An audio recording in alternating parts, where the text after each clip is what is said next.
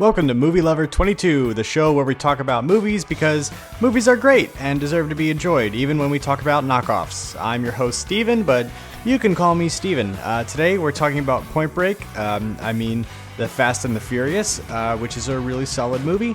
I know I gave the series some crap in my show trailer, and at some point for being one of the reasons Hollywood keeps making bad movies, but it did have a great beginning.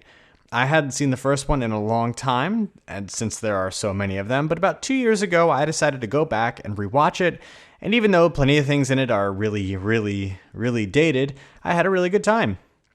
Anyway, the movie is about a Los Angeles cop who goes undercover with a street racing gang to find out who's been robbing expensive electronics from 18-wheelers on the road. It's directed by Rob Cohen, written by Gary Scott Thompson and David Ayer, and inspired by Ken Lee, who wrote an article for Vibe titled Racer X about street racers in Manhattan, which Cohen read and began developing the idea for The Fast and the Furious. Rob Cohen has been in film and TV for decades, mostly as a TV producer for Fox, and acted a little. He's actually in The Fast and the Furious as the pizza delivery guy, and as far as directing, he's done a handful of movies, including Triple X, Dragonheart, Stealth, Alex Cross, the third Mummy movie, and The Hurricane Heist. Not a great career, a bunch of flops following a great franchise starter. Yikes. Gary Scott Thompson wrote Hollow Man, Too Fast, Too Furious, 88 Minutes, and that's kind of it. Other than producing and writing some TV episodes for shows that don't look interesting. Sorry, Gary, this one was it for you. David Ayer is the man of the hour here, I think, at least for me. This is the guy behind Training Day, End of Watch, Fury, Street Kings, U-571, SWAT, and Fury. I'm a fan, even though he's made some really tragic movies like Suicide Squad and Bright. When I hear David Ayer's name, I am interested. The Fast and the Furious was made for $38 million, and it made $107.3 million, which is pretty incredible. They had licensed the title from Roger Corman's 1955 film of the same name instead of the original title of Redline, which is a terrible title, so that's good. And let's talk about the cast. Paul Walker is Brian O'Connor. Paul Walker is the ultimate cheeseball. His delivery is usually pretty bad, but at least he's fun to watch in this semi-B movie, and it's a lot of fun. Paul Walker was also in Varsity Blues, She's All That, Pleasantville, Joyride, Timeline, Into the Blue, Running Scared, Flags of Our Fathers, 8 Below, Takers, and a few other movies that I never saw. Pretty decent career, but his best movie is definitely Running Scared, Don't At Me. Vin Diesel as Dominic Toretto. Vin Diesel is big and burly, but not as burly as The Rock, and while he's not a particularly great actor, his performance is pretty good here. He previously starred in The Iron Giant as the Iron Giant, Saving Private Ryan, The Chronicles of Riddick Trilogy, Knockaround Guys, Triple X, The Pacifier, Babylon AD, Guardians of the Galaxy, The Last Witch Hunter, Bloodshot, and apparently he'll be in Avatar 2. I definitely don't get excited about Vin Diesel as an actor, so his career is kind of meaningless to me, but some pretty good movies on that list. Michelle Rodriguez as Letty. Michelle is a decent actress, but I haven't seen her in much except maybe Resident Evil. But until writing this podcast, I forgot she was in Resident Evil. She was also in Avatar, Blue Crush, SWAT, Blood Rain, Machete, Alita, Battle Angel, and Widows, which is the only movie on this list that I haven't seen, but that I actually want to see. Jordana Brewster as Mia Toretto. I literally have only seen Jordana in the Fast movies and The Faculty, which is a pretty decent B horror flick, and that's basically all the notable things she's done. She does a fine job, nothing to write about, and nothing to complain about either. Rick Yoon as Johnny Tran. Johnny Tran is definitely a not great villain. He hams it up a bit, but in 2001, that's kind of expected. Not as bad as his weird, emotionless cousin, though. That dude's creepy as shit.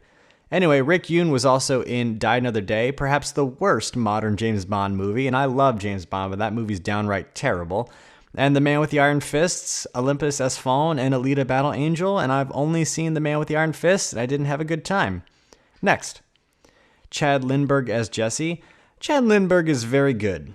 I know him as Odell from October Sky, which is a nearly flawless movie, and he departs from that character here into something pretty unique, especially to the movie, and it fits. I think he does a good job playing the ADD, nerdy outcast guy. We only get to see him a little bit, but I think it's quite good. Chad was also in Push, I Spit on Your Grave, and Alex Cross, and then a bunch of shows. Johnny Strong as Leon. Leon has a couple fun lines and is a useful member of the crew, but there's really not much to the character, so not much to say about him. We're kind of in the single-use characters here, except for Jesse, who had more involvement in the plot. Leon himself is just a racer, just the lookout, just a guy. Johnny Strong was also in Get Carter, Black Hawk Down, and a few other flicks I'd never heard of.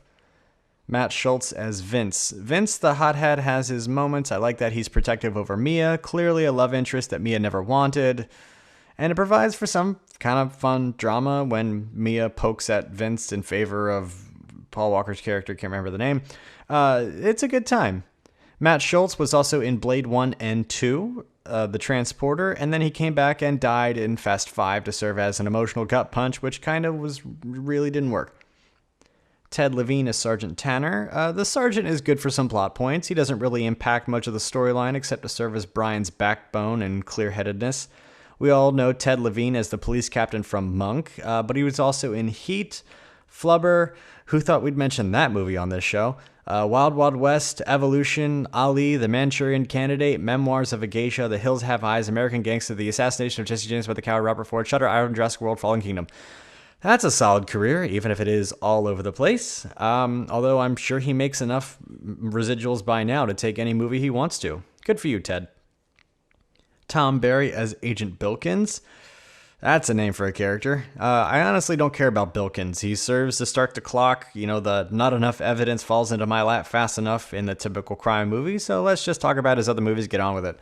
He was in Apollo 13, Independence Day, Space Jam, Air Force One, Too Fast, Too Furious, Texas Chainsaw, a few homers, and then some not. Originally, Timothy Olyphant was approached for the role of Dominic Toretto, which I really don't know how I feel about that.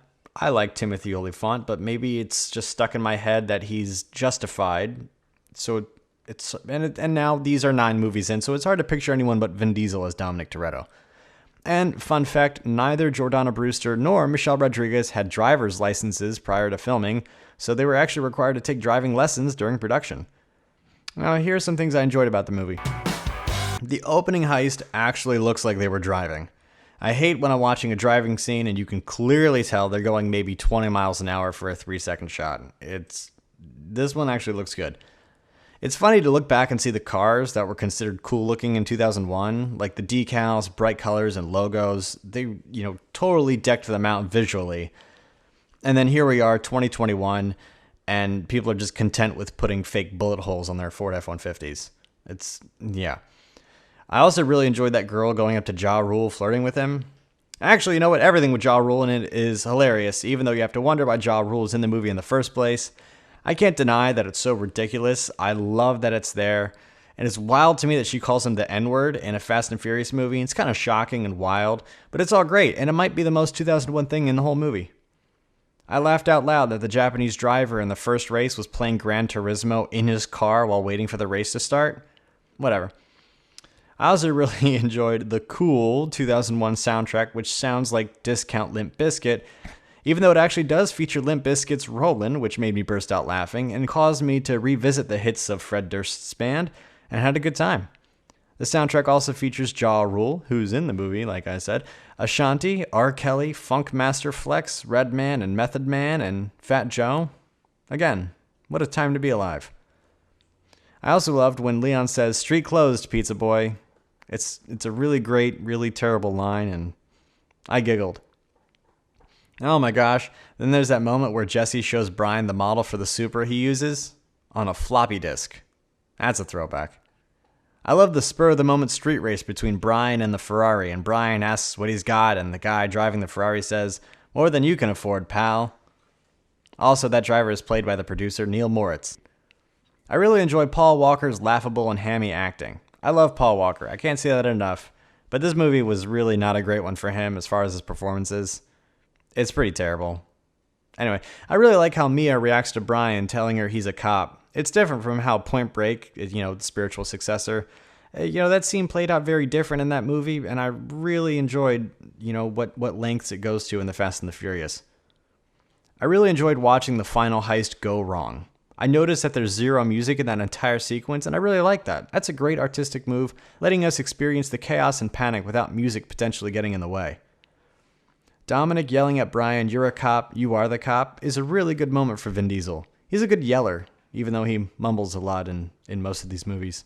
Some of the things I hated about the movie, or at least disliked, is the driving CGI is pretty terrible.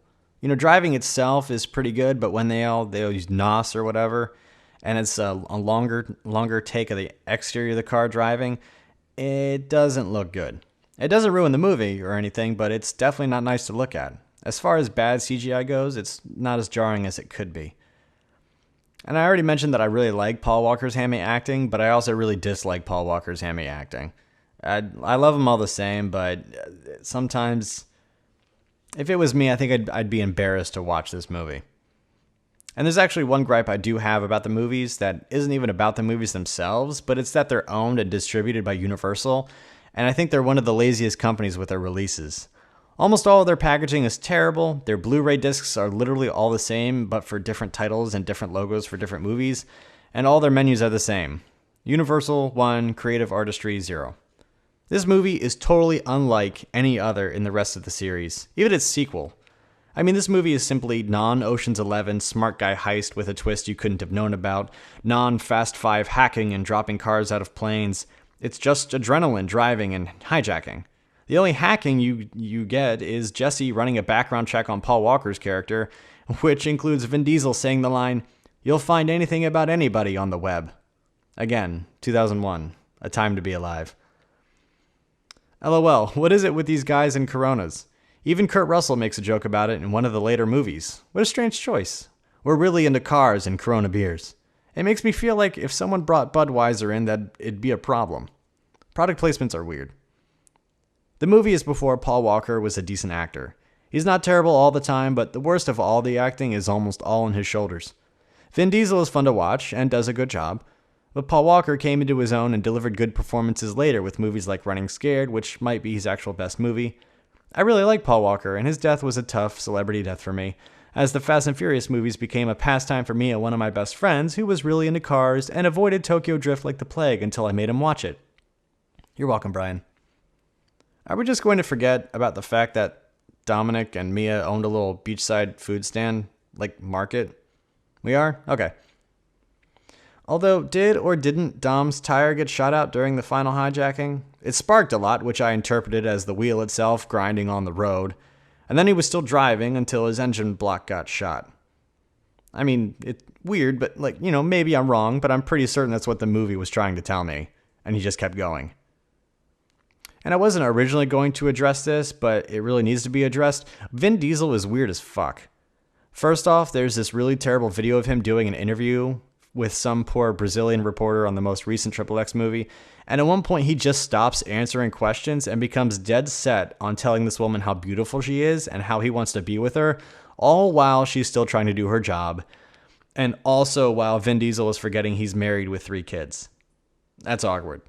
And then he loves live streaming from his phone to the point where he forgets he's live streaming a movie premiere that he's attending, and then in the middle of his doing this live stream, forgets he's doing it and just puts his phone in his pocket and continues on for like 10 minutes.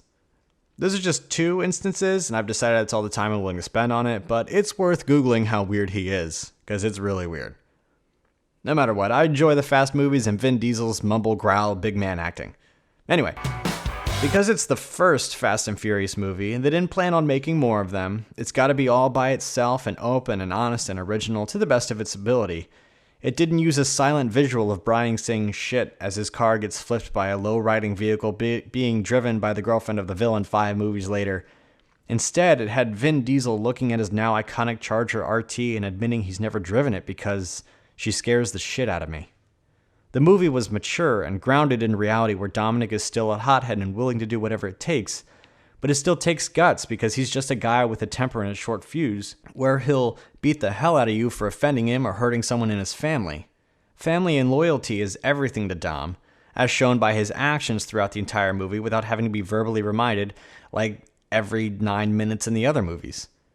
Dom crashing into the big rig at the end instead of Brian is reminiscent of Point Break still, but it still departs in its own right, with Brian getting past the train without a scratch, feeling guilty for betraying Dom, and I'm sure feeling responsible for Jesse getting murdered by Tran, and helps him out of the direct RT, not to arrest him with sirens approaching in the background, but offers him the key to his Supra.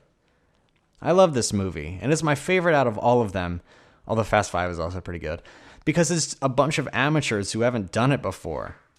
They're just robbing trucks to have fun and fuel their car dreams so they can drive faster. It's stupid, but it's almost impossible not to compare this to the rest of the series because none of them are like this. Even Too Fast, Too Furious is different in some of the worst ways possible, thanks Tyrese, and some of them are only memorable for whatever the big stunt in the movie was and the big names that got included into it. I mean, now we have The Rock, Kurt Russell, Charlize Theron, Jason Statham, Helen Mirren, and we're going to have John Cena in the next one. But this is the movie that started it all, and it's absolutely worth revisiting, if only to watch Ja Rule try to street race in a true summation of 2001 pop culture.